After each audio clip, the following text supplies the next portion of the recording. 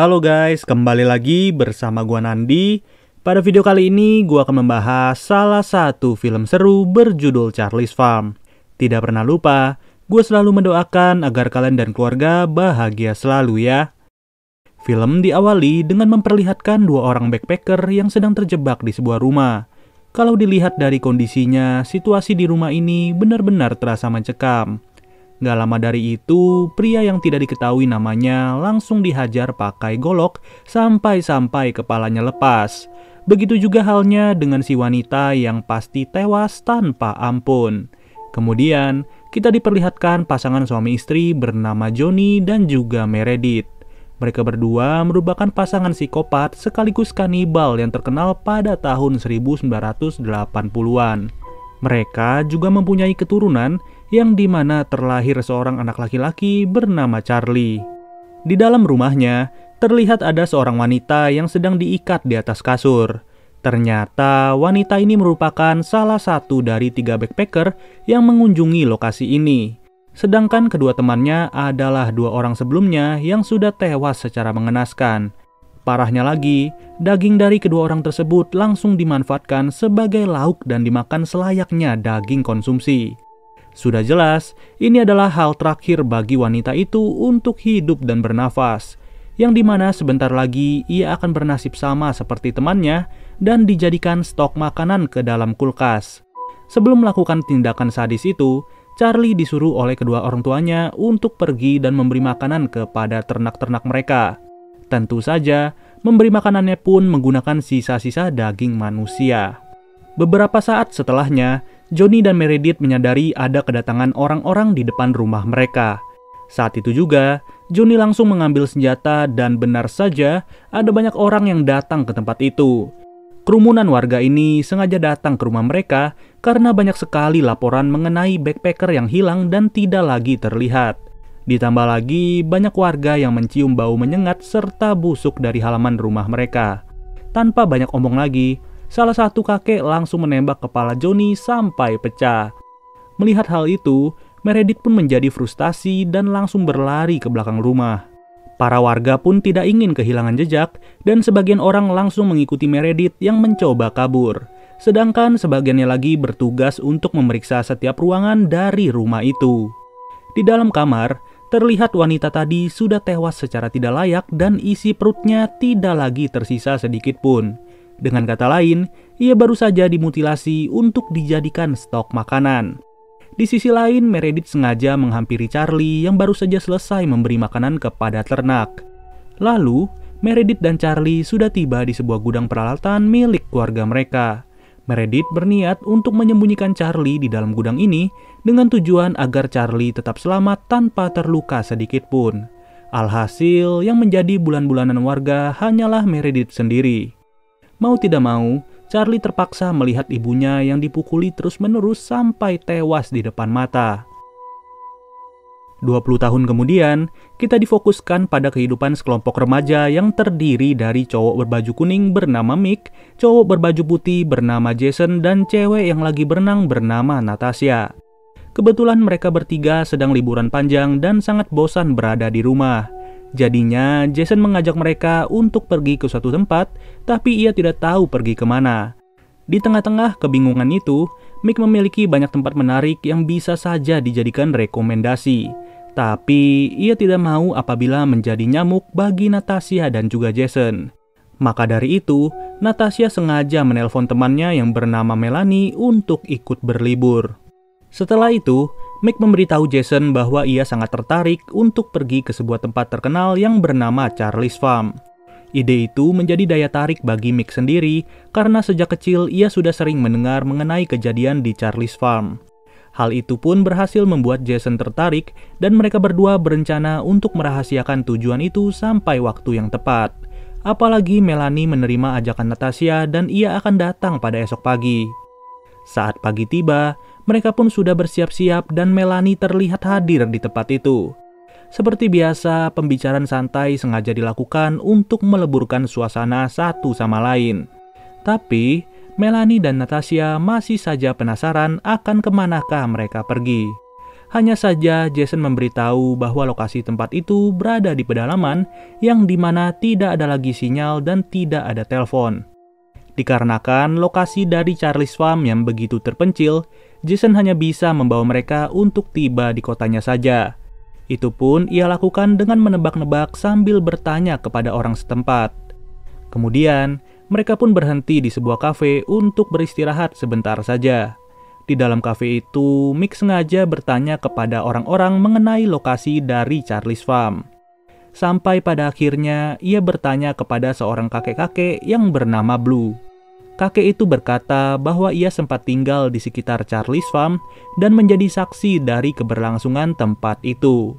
Ia juga menyarankan Mick jangan coba-coba pergi ke sana, apalagi untuk liburan.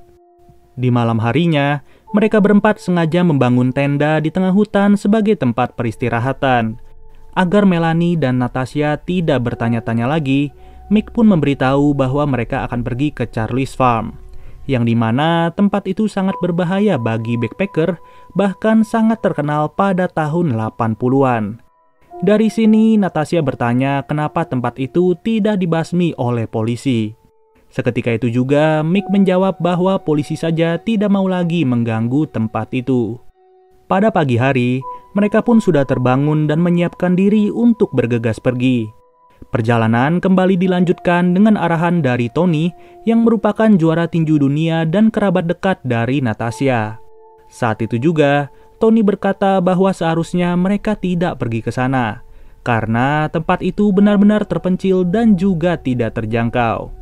Dengan jangkauan sinyal yang mulai hilang-hilangan, Jason langsung bertanya kepada Tony mengenai arah jalan menuju Charlie's Farm. Pada awalnya, Tony tidak ingin memberitahu lokasinya, tapi Jason memaksa dan berkata bahwa semua akan baik-baik saja.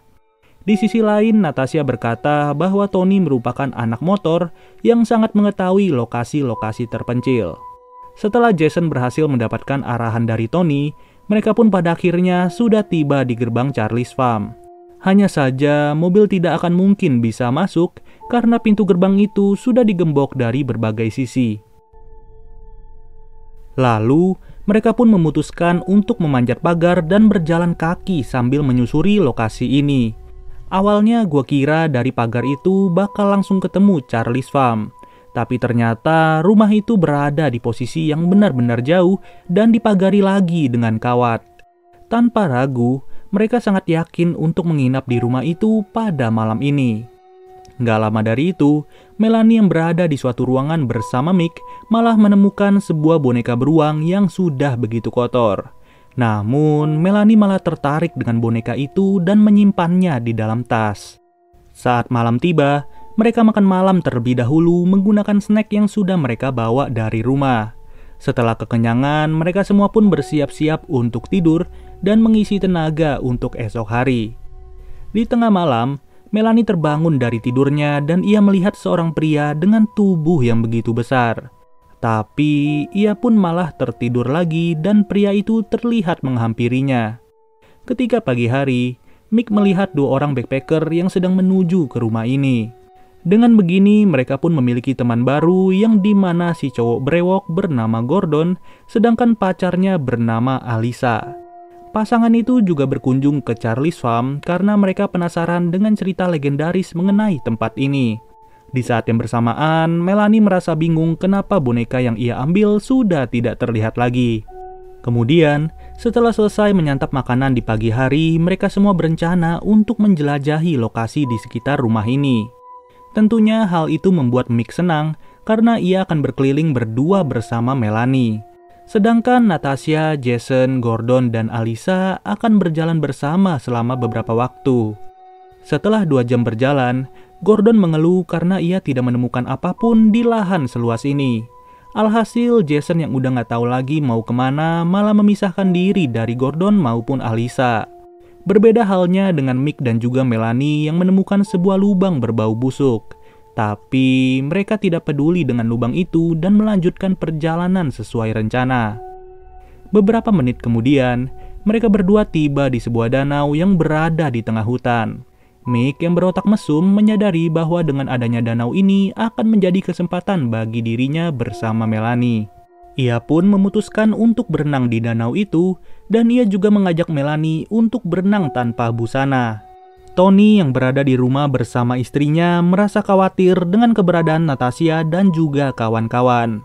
Ia pun memutuskan untuk mencari mereka semua dan bepergian ke Charlie's Farm pada hari ini. Di saat yang bersamaan, Gordon dan Alyssa menemukan sebuah tempat yang terlihat seperti gudang. Bahkan tempat itu juga sudah digembok yang tentunya mempunyai maksud tersendiri. Di sisi lain, Jason dan Natasha menemukan sebuah rumah yang tidak tahu punya siapa. Di dalam ladang yang sebegini luas, Jason pun nekat untuk masuk ke rumah itu. Kembali lagi ke Gordon dan Alyssa yang mengitari tempat tersebut, menemukan sebuah kapak yang menarik perhatian Gordon. Saat itu juga, Gordon bersama Alyssa langsung masuk tanpa ragu dengan rasa penasaran yang sangat tinggi. Di dalam ruangan itu, mereka hanya menemukan sebuah traktor dan juga tempat tidur yang terlihat baru dipakai. Penemuan kedua barang tersebut membuat rasa penasaran mereka langsung hilang dan Gordon pun memutuskan untuk pergi dari rumah itu. Namun tiba-tiba, saat ingin keluar, ia malah dihajar dengan kapak oleh seorang pria yang begitu besar. Udah dipastikan Gordon langsung tewas di tempat dan Alyssa tidak bisa lagi pergi kemana-mana. Pria berpostur besar yang terlihat mengerikan sudah dipastikan merupakan Charlie yang bersembunyi selama bertahun-tahun. Di dalam tempat ini, ia terus mencari keberadaan Alyssa dan ia pun berhasil menemukannya sedang bersembunyi. Alyssa yang mencoba untuk melawan tidak bisa lagi berbuat banyak ketika kepalanya dibenturkan ke bodi traktor.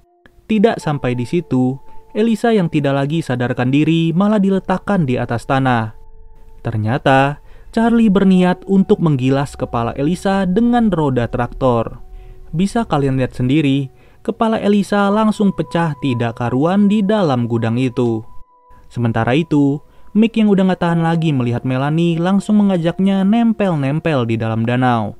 Namun, Melanie langsung kehilangan fokus ketika ia melihat Charlie berada di tepi danau itu. Saat itu juga Mick tidak tahu bahwa pria tersebut adalah Charlie dan ia pun langsung menghampirinya tanpa menggunakan busana sama sekali. Alhasil burungnya Mick langsung ditebas begitu aja dan parahnya lagi burungnya Mick yang udah lepas malah diambil dan dicekokin ke mulutnya sendiri. Melanie pun yang melihat hal itu langsung lari sekencang-kencangnya sambil diperhatikan oleh Charlie. Charlie yang melihat mangsa empuk di depan matanya juga bersiap diri untuk adu sprint pada saat itu. Sudah jelas, Melanie gak bisa berbuat banyak lagi dan nyawanya pun terancam di tangan Charlie. Seperti yang kalian lihat, betapa sadisnya Charlie ketika ia menarik rahang Melanie sampai lepas dari engselnya. Singkat cerita, scene pun kembali memperlihatkan Natasha yang masih menunggu Jason di luar rumah. Ditambah lagi, Tony sudah sampai di Charlie's Farm dan terus mencari keberadaan Natasha.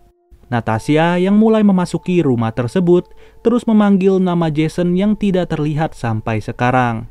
Gak lama dari itu ada suara langkah kaki dari luar ruangan yang terdengar begitu keras. Benar saja, ternyata itu adalah Charlie yang sudah mendengar teriakan Natasha.